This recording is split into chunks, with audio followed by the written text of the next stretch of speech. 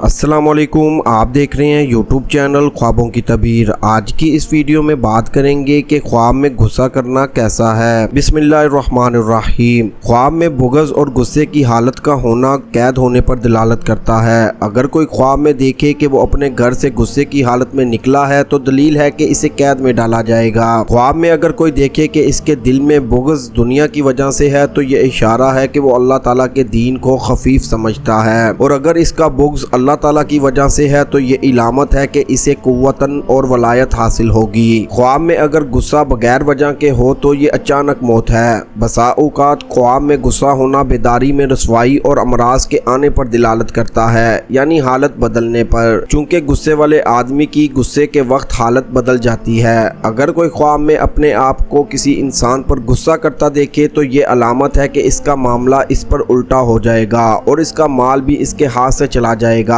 فرمانے خداوندی ہے، لٹا دیں گے اللہ تعالیٰ کافروں کو، ان کے غصے کے سبب بھلائی نہیں پائیں گے۔